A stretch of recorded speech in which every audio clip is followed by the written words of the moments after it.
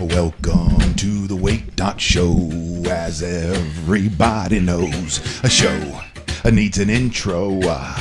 This is that intro. I am Fisher, your host, featuring Chris McCarty. He can sing, I can't. So why do I do the opening? It's a question we like to ask ourselves every now and again here at the Wake.Show. My name is Chris Fisher, along with Chris McCarty. We got a big show today, welcoming in Diane Hart for State House District 61. But first, Mr. McCarty.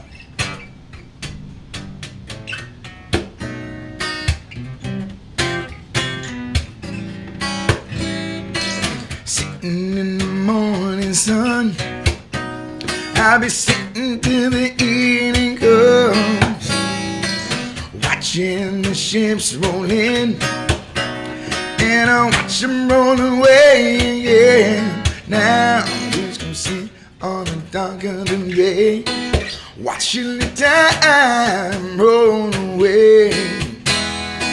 Sitting on the dock of the bay, wasting time. I left my home in Georgia, heading for the Frisco Bay.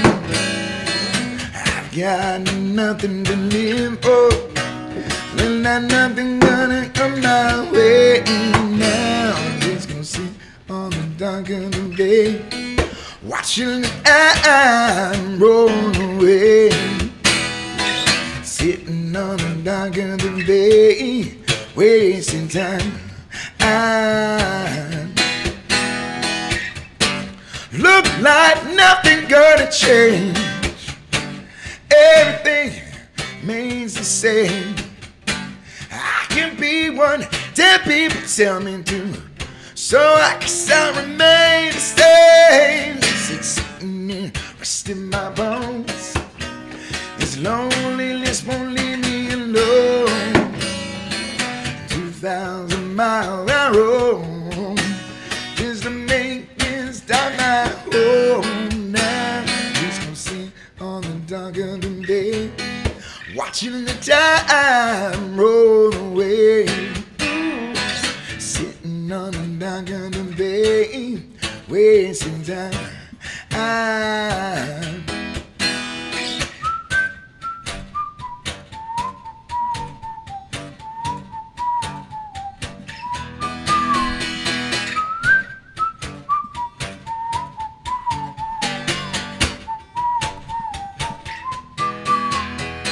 Sitting on the dock of the bay, wasting time.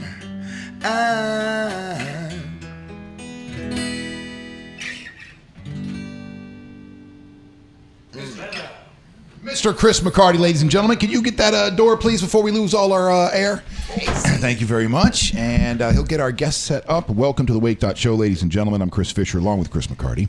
And we will be talking, well, we're not going to be talking politics. We're going to be talking the Bay Area today.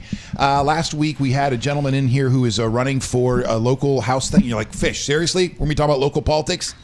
We are getting to know people in our community that have been having an impact in our community going back decades, okay? And they're trying to continue to have that kind of impact. So I, like so many other people, get caught up on the national level, right? Because it's easy. It's easy to get angry at these people that we don't know. We get just enough information to hate them or love them, fall in love with them, and think they're going to save everything. And then we're off to the races. But in reality, and we've been told this over and over and over and over again, that all politics is local. If you really want to have an impact in your community, you want to affect change, it is more important for you to go to your school board meeting than it is to, watch C-SPAN every day and see what's coming out of Congress. So with that, we are going to bring in our guest here momentarily.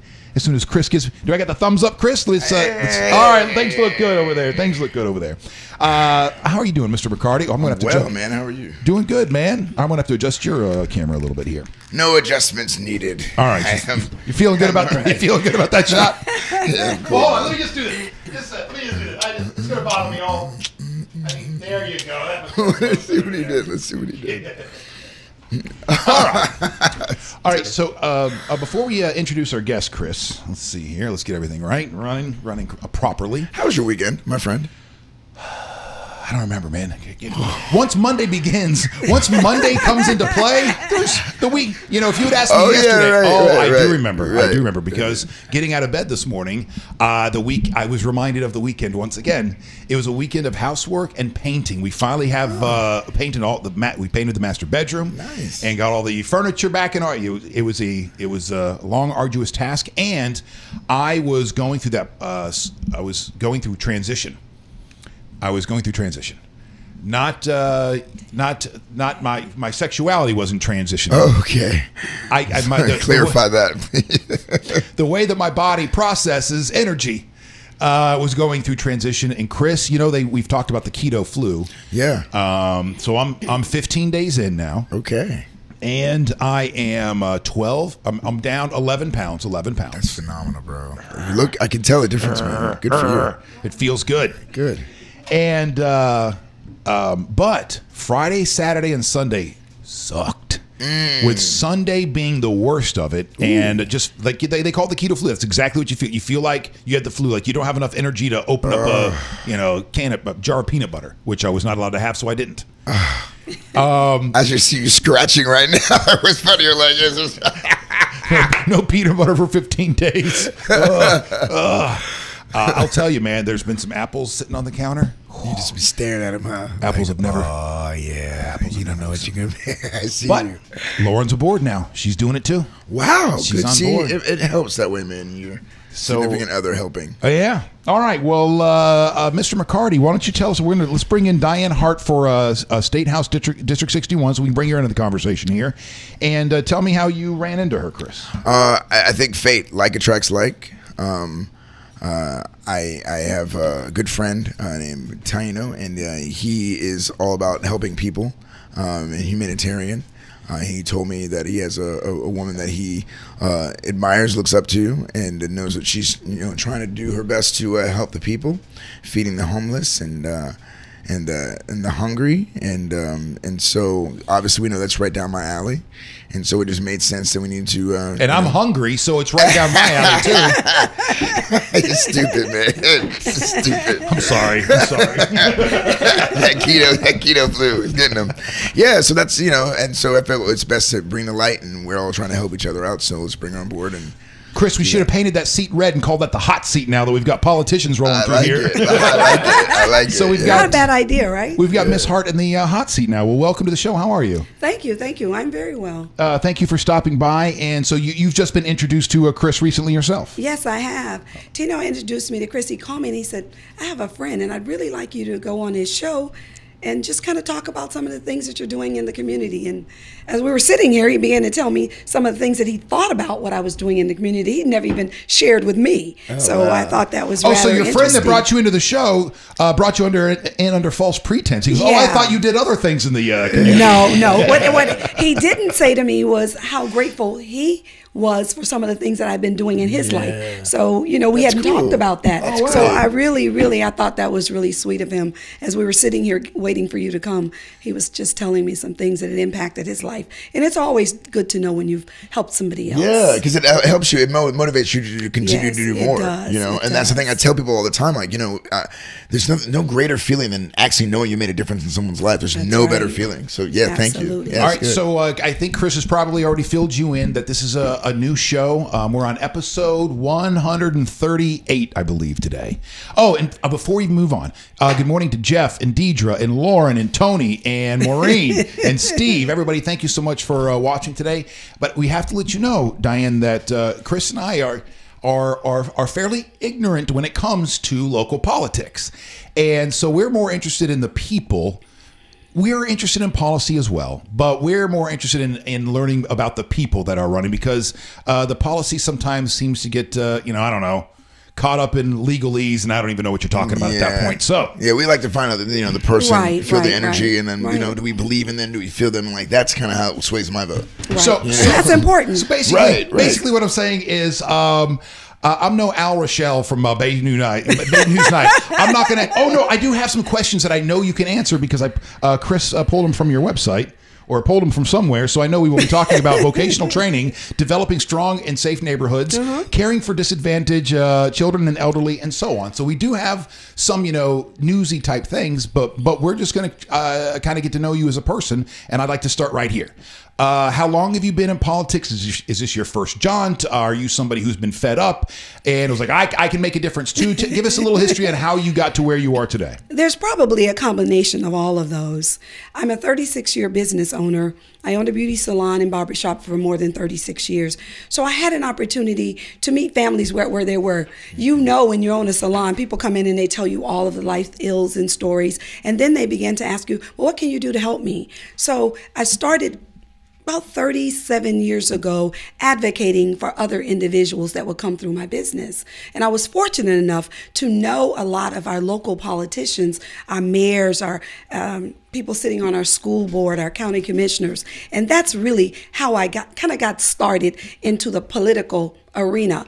But then I went on to become the chair of Hillsborough County Democratic Party for 12 years. So that kind of tossed me a little bit deeper into the politics end of it. But it all started for me just as a community servant. I mean, I was raised to believe that God put me here for one reason, and that's what my parents used to always say, you're to be a vessel for someone else. So as I began to come along, grow, I began to really understand what they really, really meant. And that was get yourself out of the way and help as many people as you can along the way. So that's kind of how I really got started. And then I started going to city council, advocating for things like, can you take down the barbed wire fences around the neighborhood ponds? East Tampa is a community that has 64 acres of retention ponds. Wow. And in that, Yeah, I'm told that it was for the 50-year flood. So since I'm running, I'm going to be politically correct and say, well, I believe you. Well, no, really, I didn't believe it. What I really believed was that we were gouging the dirt out of East Tampa to build I-4. And that was why I was there to kind of complain and say, listen, you built these retention ponds in our community, but you put barbed wire fences around them. So what I'd like you to do is take them down and make these ponds, since I'm going to have to live with them, look like ponds. Yeah. So the first thing they said to me, but don't make them look like sinkholes. Right. Dangerous holes in the ground that can go at any time. But honestly, what they said to me when I first went to council was, well, Diane, you know that some children will drown in the pond. And I said, well, I don't think so. Have you seen the latest pond? Right next to the park, there's a gaping hole in the fence. So if anybody's going to drown, they would have already drowned. So what I'd like for you to do is let's consider taking them down and let's creating a better looking community. I just believe that people feel better when their communities look better. So they did. They took the barbed wire fences down, which was a plus to our community. Absolutely. But along with that, we then began the process of becoming a CRA, a community redevelopment area. And along with that, the community redevelopment agency said, which were neighbors, said, we'd like to turn a couple of these ponds into really nice community lakes.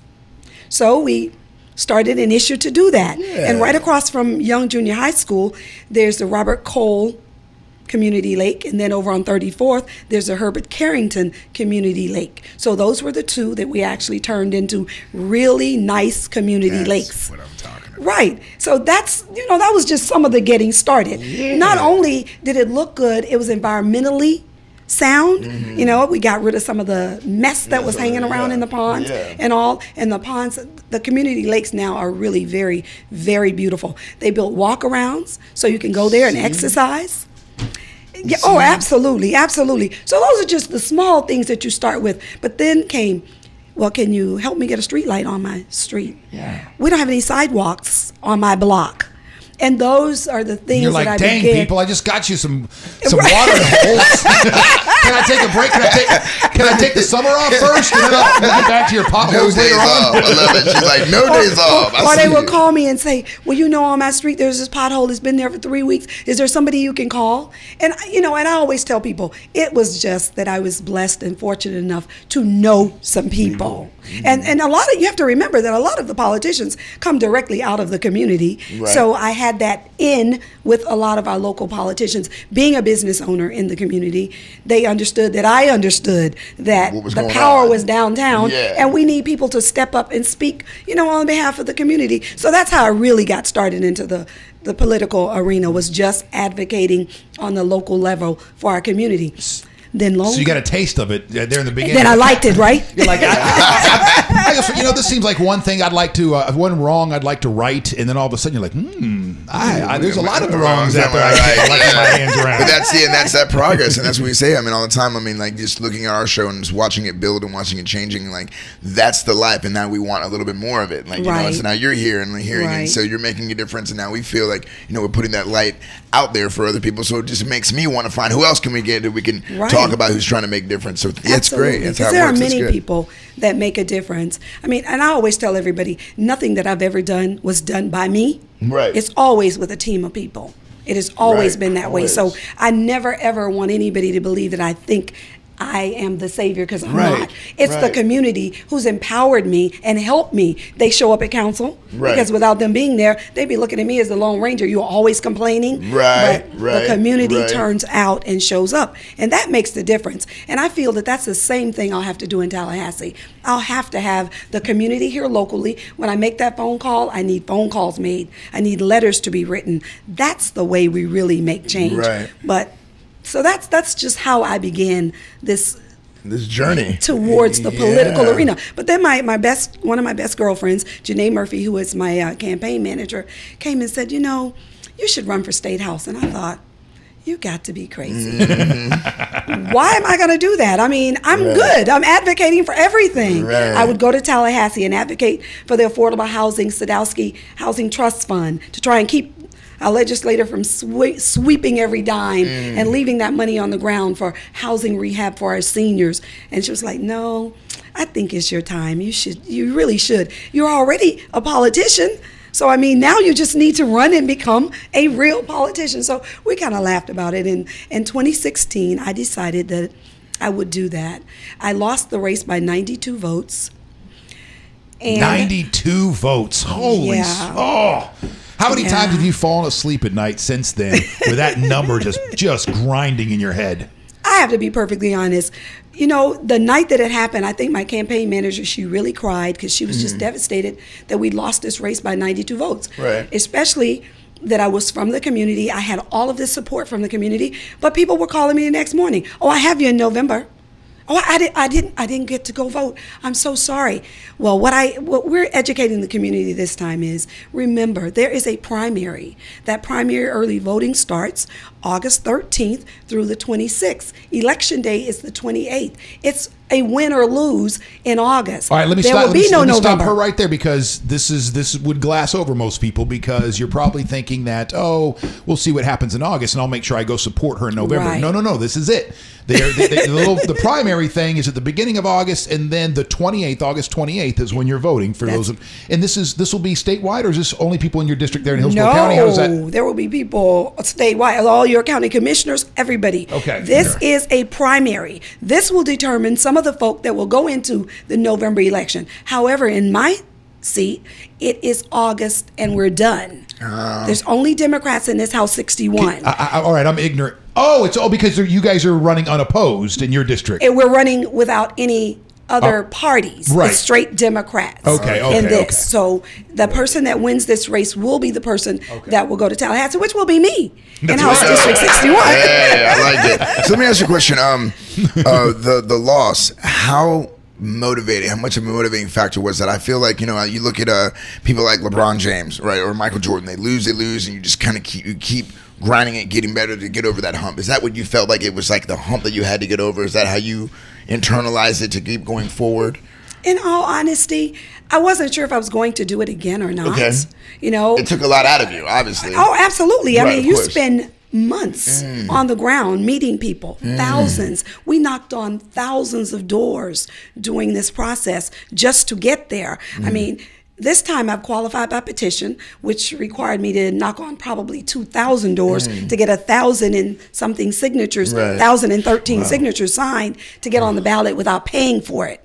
So it does take a lot out of you. But you know what motivates me is the fact that when I walk out into the community, they say, we love you. And this time, We promised. you. We're going to propose early. Yeah, we got you. Yeah, we got you. You know, and Sorry. those are that's Sorry what about has last time. motivated me Yeah, to just yeah. keep on going. But my son-in-law was murdered last June 13th, actually a few days before my birthday. We buried him, and I wasn't going to run. I mean, you know, it takes a lot out of your family, and when you're running as a candidate, it requires a lot from you, your family, everybody involved. It requires a lot from everybody. So I wasn't sure I was going to do it. But then my opponent that I lost to by 92 votes decided that he would run for attorney general. So he vacated the seat. So then you know. All right, So I was like, so when my girlfriend comes back, she was like, okay, God has laid this out for you now.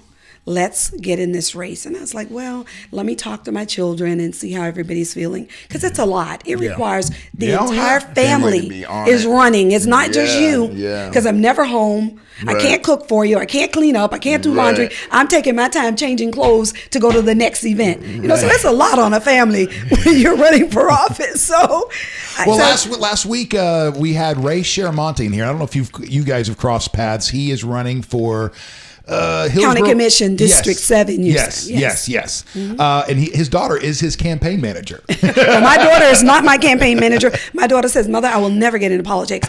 She actually went to a candidate roll call 2 Saturdays ago. And she was like, I was in Orlando, so I watched it on Facebook Live. And when I called her, she was like, how do you do this? How do you do it? Yeah. How could you possibly do this?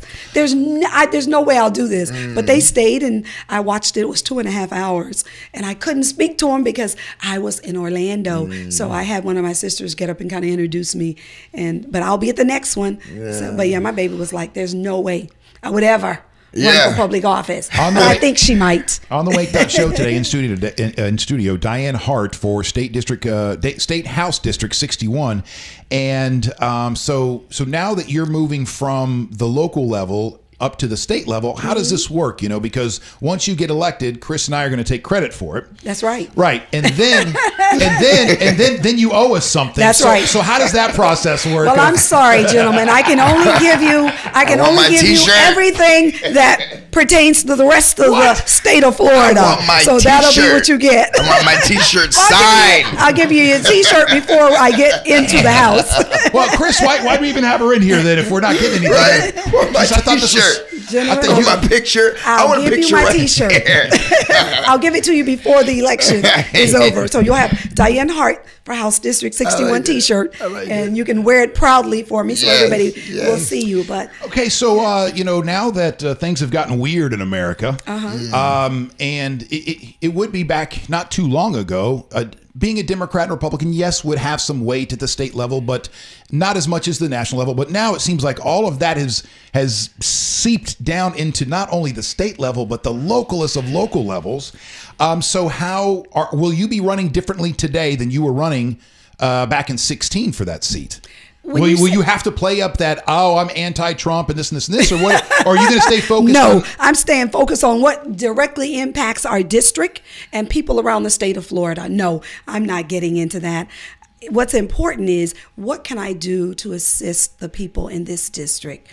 And remember that any laws or bills that are passed will affect people around the state of Florida. So I'm always cautious to keep that in mind, that not only am I going to impact my district, which is definitely the important district, but people around the state of Florida will be impacted by a lot of things that we can do up in Tallahassee. Well, I have a list of some things here from VoteDianeHart.com. Yes. And these are focusing on issues that matter right here in the community. Right. Right here at the top, you have vocational training. Yes. Developing strong and safe neighborhoods, and caring for disadvantaged children and the elderly. So let's start at the top there. Vocational training. Are you looking to get more government involvement and funding these kinds of things? Or Absolutely. What do you mean? Okay. I don't know where you went to school, but back when I was in school, there was an opportunity to have career choices in high school.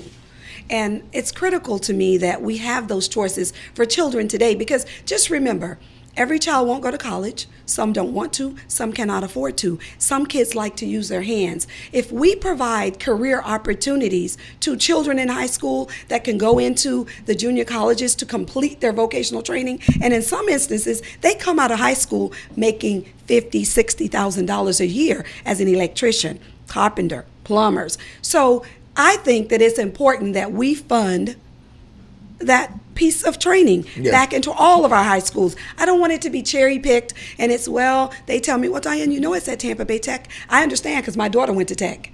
And in the salon industry, she came out with a license. So I know the importance of that training. It gave her an opportunity to be a business owner for 36 years and not have to ever go to work for anybody but herself. And along with many of the other people that work for me. So I understand that. So when I say vocational training, that's where I'm going with it. Yes, it's going to take government funding. We will have to have those dollars put into place. Yep. But I also understand that there may be some opportunity for Hillsborough County to partner with some of the labor unions to help create that opportunity. So that's a critical piece for me. Because Michael here says he was a vocational teacher and was displaced by Mandarin studies. He goes, a 28-year career cut short. Now, are vocational schools usually private, or are they funded, or is it one of those co-op situations? Well, many of the vocational trainings were in regular high schools for many, many years. And then they began to cut them out. Irwin Tech is a vocational training school. I think Brewster is a vocational tech training school. HCC now has some vocational training opportunities. But Michael is correct. I don't know if he was in a high school or not, but many programs were just slashed in all of our high schools. He was a vocational teacher in high school and was displaced by Mandarin studies. Hey, do I understand? The future. You better learn your Chinese, people. Yeah, he just confirmed it was high school. Right. So I really understand that, because at my school, I went to Hillsborough High School, and you could go into a secretarial training program. They had bricklayering. I mean, they had carpentry. You go to Tech, they had wood shops. They had automotives. All of these things were in our high schools, and we don't have them. And what we've got to remember is that in the state of Florida, we have a booming build right now, but we don't have the workforce that we need. And some of this is directly tied back to the fact that we got rid of a lot of our vocational training opportunities. All right. Well, next up then, let's see here. Developing strong and safe neighborhoods. You said you're in East Tampa there. I am in your East district Tampa. Is East Tampa. No, my district is East Tampa, Tampa Heights, Seminole, downtown, West Tampa. I go south up to 10 streets into Riverview. That picks up Progress Village, Claremont. All right. I go north down to Fletcher. So in the district, there's 101,000 registered Democratic voters. Oh, wow. In this district. Holy smokes. 101,000 registered voters in the district. That's huge. That's huge. The problem we're having is are you the one that takes all those phone calls? The guy that I started the show with, Johnny Torres, went to work for Marco Rubio's office, and he oversees like 6 districts where he's taken all the phone calls of the people going, everything from potholes to screw Trump, and everything in between. Have you ever had to take those phone calls, or have you've been fortunate enough to have somebody else take those phone calls? Typically, I never turn off my cell phone, and I take those calls. Oh, I'm so sorry. My children say I'm slightly on the not so bright side because I don't turn the phone off, which means that people call it all times of day or night. If there's an emergency, my phone might ring any time of night. So your kids don't think you're smart enough to run for No, they think I should have already been in office, and they think it's sad that I'm not already a politician because I act like I am. Sometimes I tease my friends when they're calling with a question. I'm like, I'm not your public official. But yes, you are. No, I'm not. I don't have that title yet. And, but I don't mind, because I realize that there are many people in our community that don't have a voice. And somebody's got to step up and be that voice for the people who don't have a voice. So I've never mind being that person. Now, on the national level, the developing strong and safe neighborhoods is a topic that pops up because these are issues that are all around the country. Yes, so is there... are there root causes in your district, and can you ferret those things out, or what are your solutions to make the area more safe? Well, remember that, yes, some of that does directly. We all know that politics start locally. So there's a lot of issues within our own communities. The lack of jobs, the lack of affordable housing, because 2007, 8, and 9 decimated the city of Tampa in foreclosures. So many people that I was had one. safe, I had to stable, short sell my home eventually. Yeah, and it happened to many people. So many people in the district lost everything they had. So now it's about trying to rebuild that community. But I cannot rebuild that community without the community's support and getting those dollars out of Tallahassee. Stop raiding the Sadowski Housing Trust Fund. There was $275 million swept from that fund last year. What is this fund? What is this fund? It's called the Sadowski Housing Trust Fund. It's the dollars you pay on your tax deeds, the deed stamps. Okay. Deed stamps when you go to buy a house and you take that little money and you see it on your HUD statement. And those dollars go into a trust fund every single year. And at the end of the budget cycle, it seems like every year there's something else they need to do with those dollars. But now, those dollars are supposed to go where? Trust fund should go to housing services, rehab for senior citizens. And they go dipping into that. Down payment assistance for first-time home buyers. Tallahassee. Right. They go and they dip into those dollars and they raid that trust fund. And it's been going on now for probably close to about 9 years. But that's how we develop strong communities, are with those dollars. Now, safe communities, we put together, I didn't, so I won't take credit for that at all. A group of young people came to me and said, we need an anti-violence group. And they put together 813 Stop the Violence. And my organization, East Tampa Business and Civic Association, we kind of oversee that organization. To be able to allow them. Chris to the rescue. To be able to allow them the opportunity to do marches and things like that in the community, hoping to bring awareness to the violence that's going on in the community. I want to say it was last year, it may have been the year before, we had a terrible rash of violence, a lot of gunshot shootings. Well, last year was just the Seminole Heights. Yeah, it was Seminole Heights, but the year before that, we had massive numbers throughout East Tampa and West Tampa and Seminole. And last year, yes, there was a terrible rash of killings just in Seminole Heights. But we have to remember that it's been going on for a number of years, and that's the first time that that community felt a direct impact right in a few blocks. You know what I mean? It was concentrated within just a few blocks. But our city has been plagued with so much violence, and we attribute a lot of that to the youth not having jobs and opportunity. And that's where my career opportunity So let's talk about that, because again, I don't want to get right wing, left wing, but right now it seems like in politics that as things get farther and farther apart, it seems like if you're on one side, the Republican, the right side, then it's like you're just completely anti-government. Everything can be solved with capitalism. And if you're left, it seems like that's pulling further and further into no, give it to the government. But I see here empowering small business and local commerce. Right. So talk some about that, because I do know that there are still moderates and centrists and people on the Republican side of things that understand that social some social programs are good, and people on the Democratic side go, hey, we still have to make sure that we have a thriving middle class and small business. Small business here in America. Well, what I say to you is that we have to remember that small business is what has carried this country. This country was built on the backs of small businesses, and we cannot forget that. And one of the things that we seem to do, and I say we, because that's all of us in politics, being that that's where I'm aspiring to be, we have got to incentivize our small businesses like we do our big companies. You hear about it when a big company moves into the city of Tampa. Oh, we'll give you your infrastructure, or we'll assist you with dollars, for hiring and for training and for whatever. But the same thing has to happen for small businesses. When we think of small business, sometimes a small business doesn't need $50,000. $5,000 may sustain a small business to take them over the hump to be able to survive.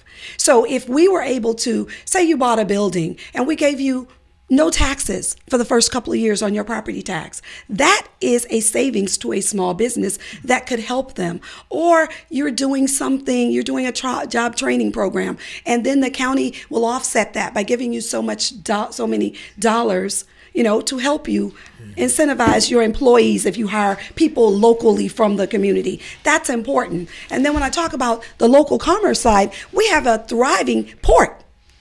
And what we need to be able to do is to import and export at a massive number. We need to be able to bring in those cruise ships into our port. And cigars and spiced rum from Cuba. All of those things. But of course, we have to be able to do that.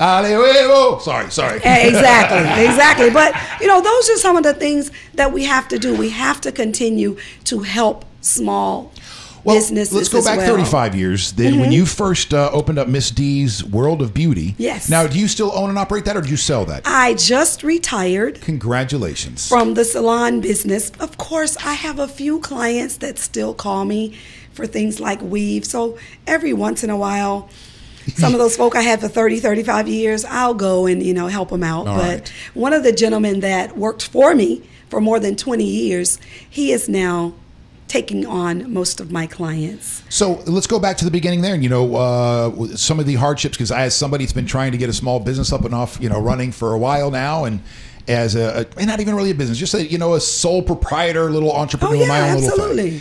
It's a lot more difficult than I thought it was going to be.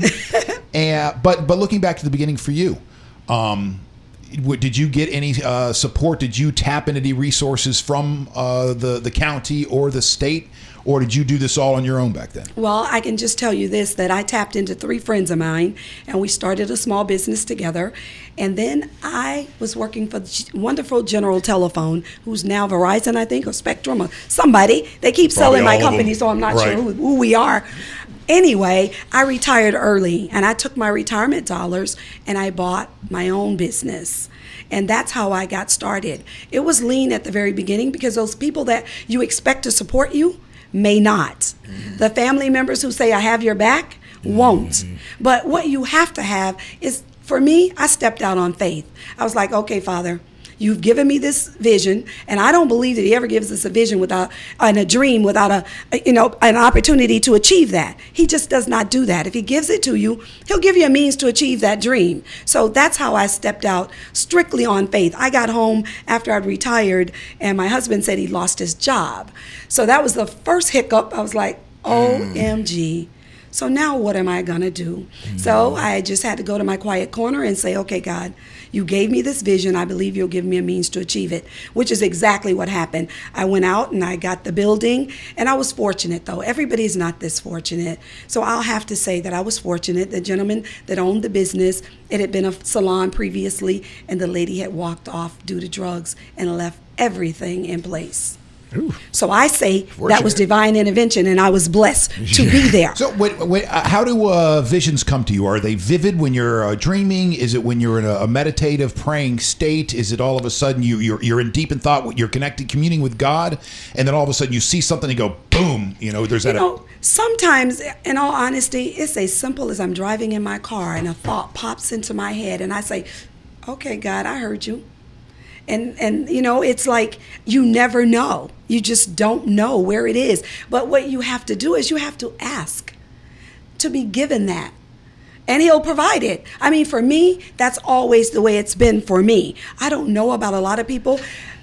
I do meditate. I read a lot. I think that's important. You have to get in touch with yourself. You have to know who you are in order to be able for God to speak to you. And that's how I see it. He's not speaking to junk, so he needs you to be clear. You know what I mean? And know whose you are, and not think that it's all about you, because it was never about you to start with. So that's kind of how it happened. But I could be riding in my car and a thought will pop into my head, and I'm like, okay, God, I heard you. And sometimes he has a sense of humor.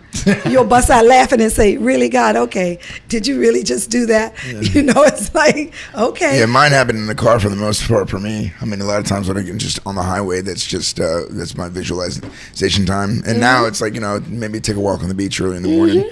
5 in the morning when no one's out there, and just walk and just start seeing things. You do. Yeah, Or hearing things. And people will think you're crazy if you say, well, I hear him talking to me like I'm talking to another person. Right. And sometimes I find myself saying, okay, God, I heard you. Did you say that? Would you say that out loud?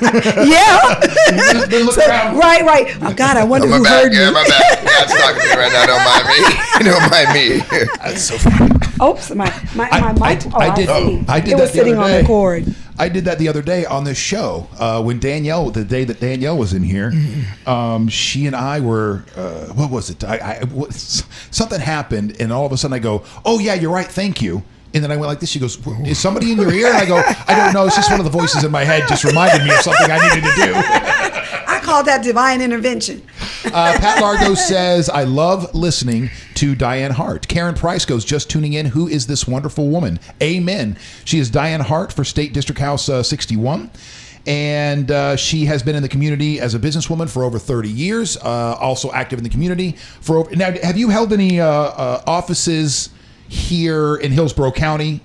The only office I've ever held is as the state committee woman for the Hillsborough County Democratic Party. I sit on several boards here in the city, and I have for umpteen years. But no, I've not held any local offices. And then Johnny says, Florida has some of the lowest unemployment in the country. And there isn't much, or what do you expect to do in Tallahassee? Because, usually crime is handled on the local level. And do you plan on dealing with crime at all when you're in Tallahassee? And if so, how? Well, I don't know how much impact we'll have from Tallahassee on directly dealing with the local crime here. But the one thing that we can do as legislators, we've got to remember that when we leave Tallahassee and come back into our districts, we have to work with city, municipality, the county municipality, the school board, our police department, to be able to deal with things that are happening right here in our district. One of the things that we may be able to do in Tallahassee directly to impact will be to restore the rights, felon rights restoration. All right, so that's a hot button recently in politics here in the state of Florida. That's restoring voting rights to felons. Right. So that's one of those. Is that a constitutional thing, or how does that? How do the rights get taken away? Okay. Well, currently, you commit a crime, you go to jail and or prison, and you get a sentence, and you get a felony. So whatever it is that you have done that creates that felony, your governor had the right to allow you to get your rights automatically restored once you leave, Okay, so obviously this is not a constitution thing. No, but I'm going to go to it. Okay. It is constitutional this round. And what would happen before, if you remember Charlie Crist, he started to give rights back automatically. You complete your probation, you've done everything, your community service, you get your rights back. Well, when our new wonderful governor took office, he decided, I'm going to make you wait 5 years to apply. And we're only going to see 200 people a year, actually look at their applications. There's 1.6 million disenfranchised folk in the state of Florida. Okay? So. Yeah, you're never. That's automatically set up for failure. You're not going to get through that list. You don't intend to get through that list. Right. Well, now what is happening, Desmond Meade out of Orlando, who put together this constitutional amendment, it will be put in the Constitution only if 60% of all registered voters voting in November votes for it. It can never be changed again. And people will have their rights restored once they complete. With 1.6 million people, and the demographics are just everybody, black, white, Hispanic, everybody. I think that this is doable. The people who will not get their rights automatically restored will be rapists and murderers. Okay. So there's some because I'm sitting here thinking they will have to go through some additional, screening and testing. You'll have to go before the board. So what you're pushing for is that, listen, once you do your time, you've done your time. You do for the most part, unless you're violent, then you're going to have to fulfill certain. You're going to have to do something else. Okay. Yeah, that the clemency board will then have to hear your case, and it'll be case by case. But people who get a felony, do you know that a $600 cell phone is a felony? If I steal your cell phone, I have a felony. So should I be reprimanded forever? I thought grand theft's over how much? $300. $300. Oh my gosh. So a $600 cell phone will get me a felony. Oh, or if see. I steal your $300 bicycle, because we know people do have them, I have a felony. And then I can't vote for 5 years after No, that. no. I can't vote probably forever because, first of all, I got to wait 5 years to apply. Then it's going to take me another 5 or 6 or 7 years to get to the clemency board to see if you think I deserve to get my rights restored. But in our community, every day I meet people 25 years clean, and they don't have their rights back. I mean, I kind of don't mind a little waiting period. Like once you get out, it's like, okay, next 5 years, you keep yourself clean, don't get in trouble, come back and see us. But what I don't like is that it's only set up to see 200 people a year because it's obvious that they really don't care. They don't want you to get your rights restored. They don't want you to get your rights back. Well, I see it like this. If I commit a crime, I go to prison, I do my time, I come out, more than likely I have some probation. Right. I have some community service or I have some restitution. Once I've completed all of those things, why are you holding me back? Yeah. You want me to go to work and pay my taxes, need me to go to work. But how can I go to work? How can I take care of my children? Because most companies will not hire you as a felon. So what happens? It's important that we become entrepreneurs because I don't have to ask you about your felony. I can employ you if I want to because it's my business. Right. And that's why small businesses are also critical because we help people who will not get that help necessarily without it. Yeah, people make mistakes, man. Absolutely, they do. It's difficult to be a human being. We make mistakes, and All right, and then lastly on your list, I see here infrastructure. Oh. So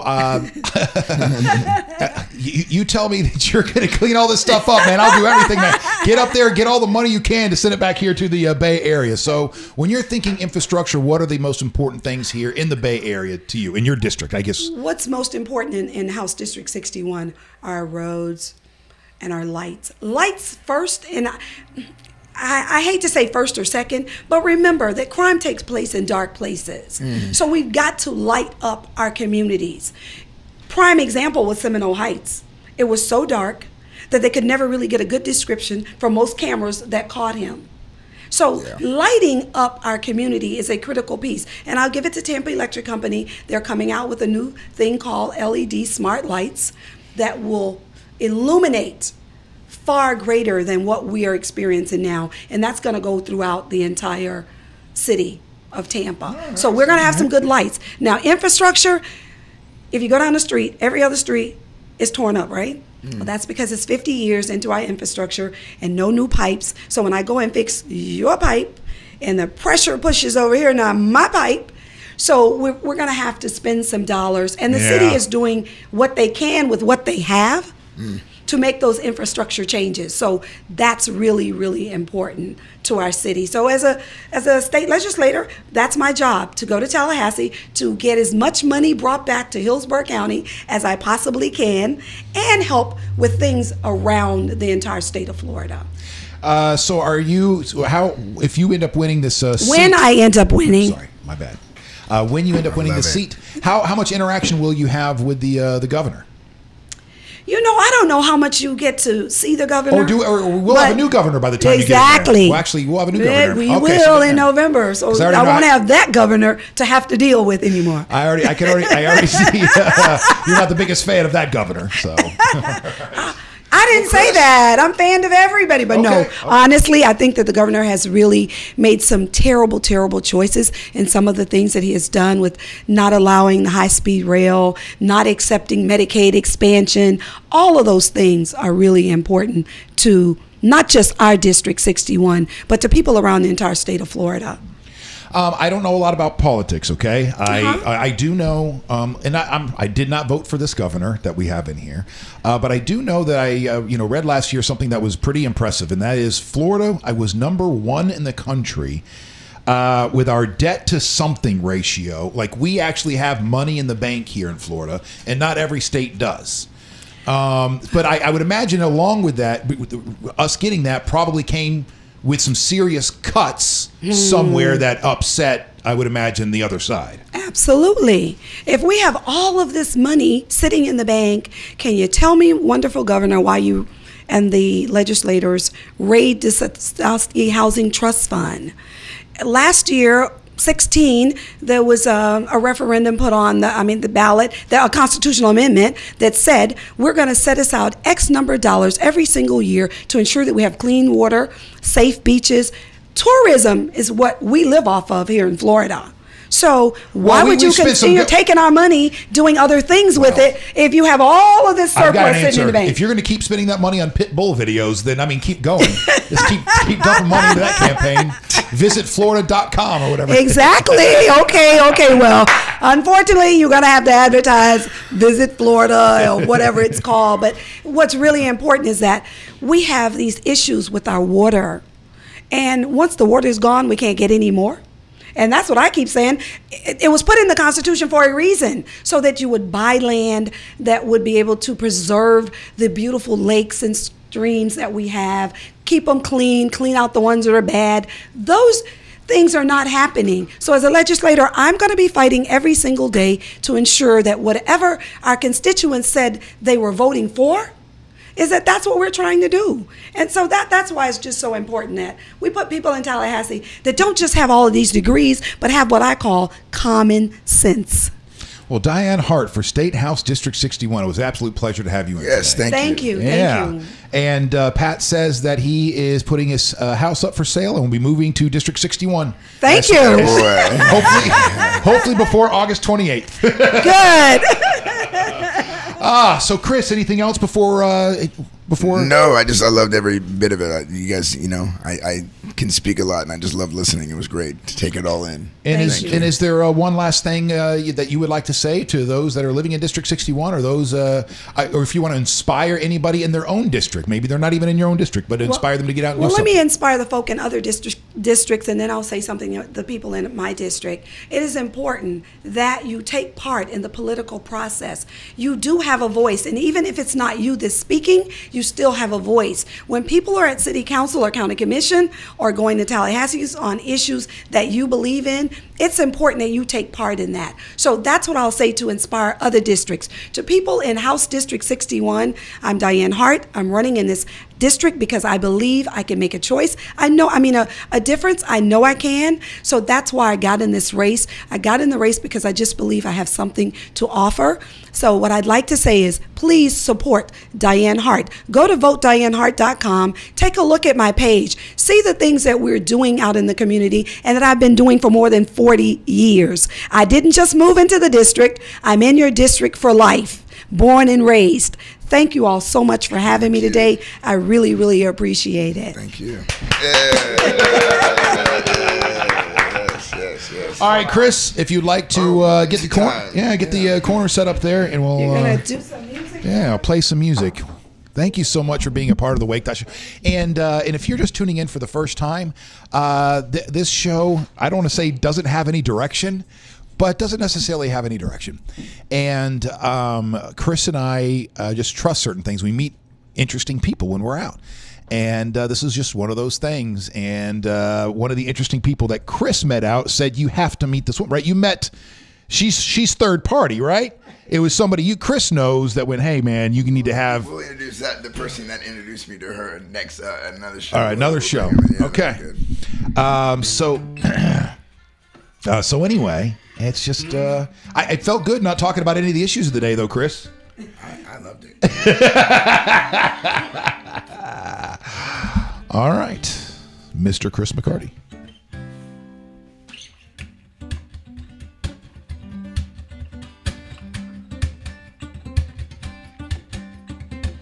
Everybody wants to live more, buy more, have something that you don't want to work for. Everybody likes watching TV. Is it someone else you'd rather be? And we eat, drink, smoke, choke, lie, still cheat, point. Don't want to read something, we just want to talk about nothing. Sometimes it feels like we hate too often.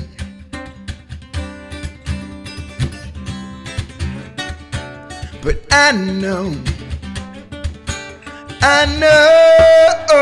that life is full of endless possibilities.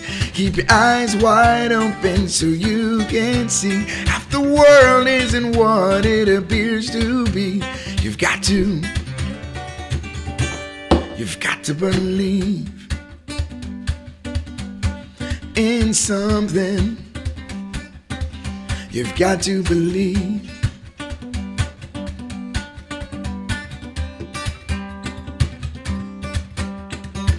The present is a gift.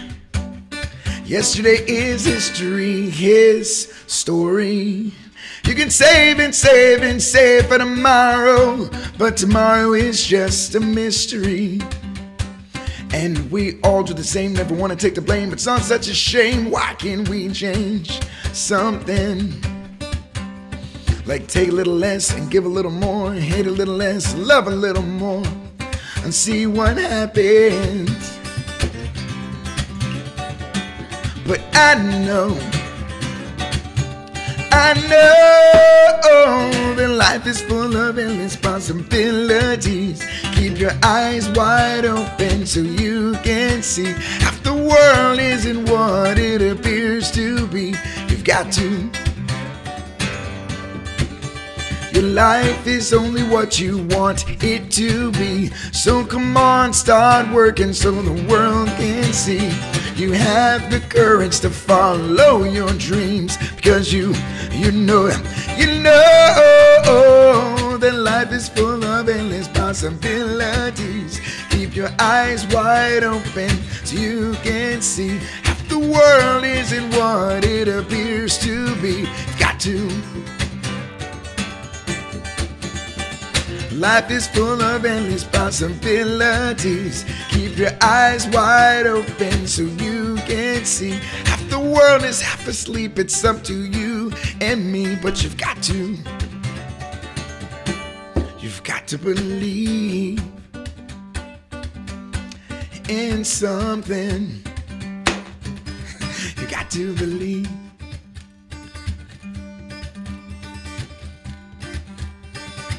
And I believe that the string just broke, and that's the end of the song. I forgot to tell you all it's my birthday today. It's your birthday.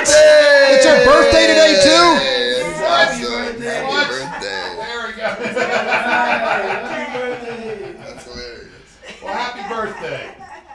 Happy birthday, and thank you so much for coming by the show. And thank you for being a part of the Wake.Show today. We will see you tomorrow. Have a great day. Bye, guys. We are clear.